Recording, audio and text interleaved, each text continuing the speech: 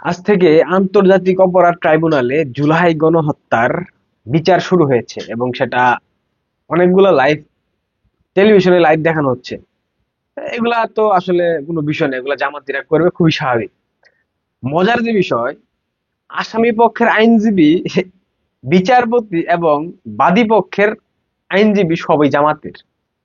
আপনারা স্ক্রিনে মার্ক করা যে ছবিটা দেখতে পাচ্ছেন, এ হচ্ছে আসামি পক্ষের আইনজীবী। এ যে বাদী পক্ষের যে আইনজীবী শিশির মনির, শিবিরের নেতা, এই শিশির মনিরের পাইটু। এই হচ্ছে বিচার ব্যবস্থা, এই হচ্ছে আন্তর্জাতিক অপরাধ ট্রাইব্যুনালের বিচার ব্যবস্থা। তো এগুলা করে তো ভাই কিছু করতে পারবে না, খুবই স্বাভাবিক। দেখেন, এখানে জামাত যদি কোনোভাবে সফল হয়ে যায়, অর্থাৎ জামাতের লক্ষ্য কিন্তু শেখ হাসিনার ফাঁসি না। জামাতের লক্ষ্য হচ্ছে ইউনূসকে ব্যবহার করে, ডিপ স্টেটকে ব্যবহার করে আওয়ামী লীগের যে প্রবীণ নেতা রয়েছে, বিশেষ করে আমি যে তিনজনের নাম কালকে বলেছিলাম, এছাড়াও আরো কিছু প্রবীণ নেতারা তালিকায় রয়েছে, আমির হোসেন আমু, তুফাইল আহমেদ, এছাড়াও আরো যারা রয়েছেন, তাদেরকে ফাঁসির কাস্টে ঝুলানো এবং ওই যে একাত্তরের মানবতা বিরোধী অপরাধের দায়ে নিজামী, কাদের মোল্লা, আহ গুলাম আজম, এদেরকে যে ফাঁসি দেওয়া হয়েছিল না শাহবাগে গণজাগরণ মঞ্চের সৃষ্টি করার মাধ্যমে, এটার প্রতিশোধ, আর কিছু না। নির্বাচন বাংলাদেশে হচ্ছে না, স্পষ্ট বার্তা দেই। যতই সেনাবাহিনী বলুক, যতই এই বলুক সেই বলুক, নির্বাচন বাংলাদেশে হচ্ছে না।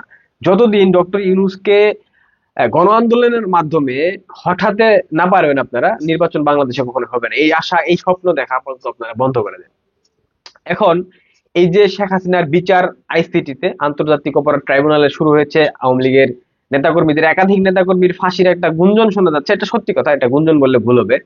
তো এটা নিয়ে বাংলাদেশ আওয়ামী লীগের মানে এক শ্রেণীর নেতাকর্মী এবং মুক্তিযুদ্ধের সপক্ষের এক শ্রেণীর নেতাকর্মী যথেষ্ট উদ্বিগ্ন, যথেষ্ট চিন্তিত। তাদের উদ্দেশ্যে মূলত এই ভিডিওটা বানাচ্ছি। গত 15 বছর বাংলাদেশ আওয়ামী লীগের টানা শাসন কাল ছিল, ক্ষমতাকালীন সময় ছিল তাদের, তৃতীয় মেয়াদে তারা ক্ষমতায় ছিল।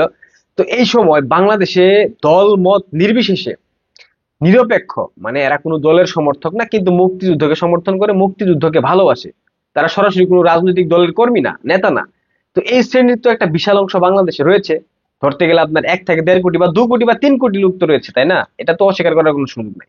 তো এই মানুষগুলা নির্ভার ছিল, অনেকটা স্বস্তিতে ছিল, অনেকটা একদম নিশ্চিন্তে ছিল যে বাংলাদেশে মুক্তিযুদ্ধ অন্তত পক্ষে আওয়ামী লীগের শাসনামলে আক্রান্ত হবে না, মুক্তিযোদ্ধারা আক্রান্ত হবে না।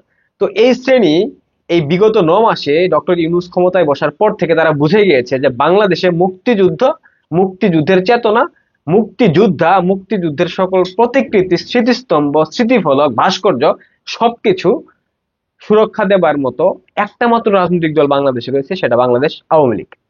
এবং এটা কিন্তু প্রত্যেকটা শ্রেণীর, অর্থাৎ এই যে শ্রেণী, যে শ্রেণীর কথা বললাম, কোনো দলের না, কোনো মতের না, তারা চোখ বন্ধ করে মুক্তিযুদ্ধকে সমর্থন করে, চোখ বন্ধ করে মুক্তিযুদ্ধের সপক্ষে কথা বলে। তো এই শ্রেণী তারা বুঝে গিয়েছে যে বাংলাদেশে মুক্তিযুদ্ধকে যদি রক্ষা করতে হয়, তাহলে আওয়ামী লীগের বিকল্প বাংলাদেশে কোনো রাজনৈতিক শক্তি, কোনো রাজনৈতিক দল নাই। বাংলাদেশ হচ্ছে মুক্তিযুদ্ধের মাধ্যমে গঠিত একটা দেশ।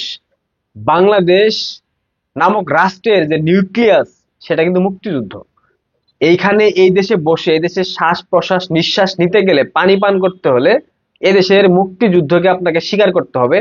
এদেশের অবিসংবাদিত নেতা, মুক্তিযুদ্ধের যে মহানায়ক বঙ্গবন্ধু শেখ মুজিবকে আপনার মানতে হবে, মেনে রাজনীতি করতে হবে। যারা মানতে পারবে না, তারা দীর্ঘমেয়াদে রাজনৈতিক বন্দোবস্ত করতে পারবে না। বর্তমান অন্তর্বর্তী সরকার জামাত এবং আইএসআই ব্যাকড সরকার বঙ্গবন্ধু শেখ মুজিবকে অসম্মান করেছে, অপমান করেছে। এদের এদের ঠাঁই বাংলার মাটিতে বেশি দিন হবে না। এখন ধরে নেই আওয়ামী লীগকে কোন ঠাসা করে রাখা হয়েছে, কিন্তু মুক্তিযুদ্ধের সপক্ষের শক্তির মানুষ সবাই কোন ঠাসা হলেও তারা কিন্তু চুপ থাকে নাই। কিন্তু এরপরেও যারা এই বাংলাদেশকে স্লোগান দিবে কাদের মোল্লার বাংলায়, নিজামীর বাংলায়, সাইদির বাংলায়, মুজাহিদের বাংলায় আওয়ামী লীগের ঠাঁই নাই, মুক্তিযুদ্ধের ঠাঁই নাই, এরা এরা মূলত মানে কিঞ্চিত সময়ের জন্য, মানে ক্ষণিক সময়ের জন্য, অল্প সময়ের জন্য এদের মানে ধরে না, ওই যে পিপিলিকার পাখা গজায় মরিবার তোরে, পিপিলিকা মরার আগেই পাখা গজায়, এদেরও পাখা গজিয়েছে, পাখা অনেকটা মানে ভেঙে যাওয়ার খুব দ্বার প্রান্তে তারা দাঁড়িয়ে আছে। যে কোনো সময় এদের পাখা ভেঙে যাবে।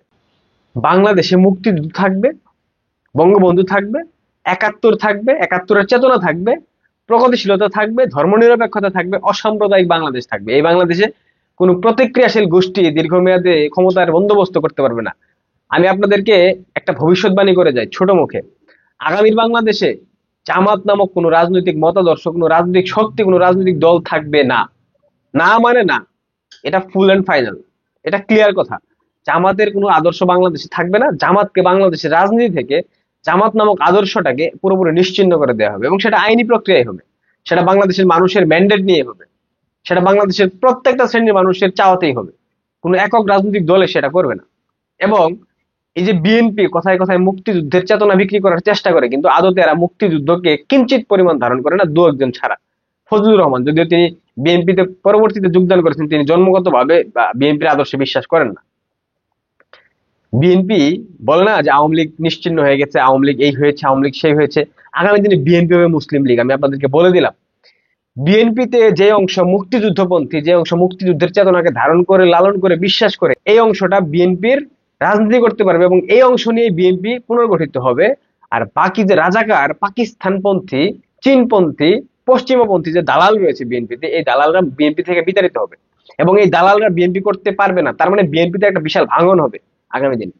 যে অংশ মুক্তিযুদ্ধের চেতনাকে ধারণ করবে, যে অংশ বিরোধী দলকে নিপীড়ন, লড়া মানে আপনার নির্যাতনের রাজনীতি থেকে বের হয়ে আসবে, প্রগতিশীল রাজনীতি করবে, মুক্ত চর্চার রাজনীতি করবে, যে অংশ গণতান্ত্রিক রাজনীতি করবে, সে অংশ বিএনপিতে টিকে থাকবে। পুনর্গঠন বলে না আওয়ামী লীগের, আওয়ামী লীগের ভাই পুনর্গঠন করার কিছু নাই। আওয়ামী লীগ বাটপার, চিটার, ধান্দাবাজ, লুটেরা, মাফিয়া যারা আছে তারা অলরেডি শেষ। এরা বাংলাদেশের রাজনীতিতে, আওয়ামী লীগের রাজনীতিতে ব্যাক করতে পারবে না। কিন্তু বিএনপি, যে মুক্তিযুদ্ধের বিরোধী শক্তি বিএনপির মধ্যে রয়েছে, এই অংশকে বিএনপি থেকে একদম নির্মূল করা হবে। হ্যাঁ, আগামীর বিএনপি তারেক রহমানের যে অংশ, এটাই তো পাকিস্তান পন্থী, এই অংশ থাকতে পারবে না। বলে দিলাম, আপনারা দেখে নেবেন। এটা বাংলাদেশের সাধারণ মানুষের ম্যান্ডেট নিয়ে করা হবে, এটা কোনো একক রাজনৈতিক দল বা রাজনৈতিক শক্তি করবে না। সো দ্যাট এই যে প্রচেষ্টা চালানো হচ্ছে, মুক্তিযুদ্ধের সপক্ষের শক্তি, বাংলাদেশ আওয়ামী লীগের একাধিক নেতাকে ফাঁসির কাস্টে ঝোলানোর প্রচেষ্টা চালানো হচ্ছে। এখানে দু একজন ঝুললে ঝুলতেও পারে, আমি নিশ্চিতভাবে বলতে পারছি না, বাট এটা যদি হয়, আওয়ামী লীগের জন্য খারাপ হবে, সে নেতাদের পরিবারের জন্য খারাপ হবে, কিন্তু বাংলাদেশের রাজনৈতিক দীর্ঘমেয়াদী প্রেক্ষাপটের জন্য এটা অনেক ভালো হবে। কারণ আগামী দিনে বাংলাদেশে জামাত নামক কোনো শব্দ থাকবে না। আমি আপনাদেরকে বলে দিলাম, থাকবে না মানে থাকবে না। ভালো থাকবেন, আর বেশি বেশি শেয়ার করে দিবেন ভিডিওটা পারলে। যারা এখনো সাবস্ক্রাইব করেননি, অনুগ্রহপূর্বক সাবস্ক্রাইব করে দিবেন। ধন্যবাদ।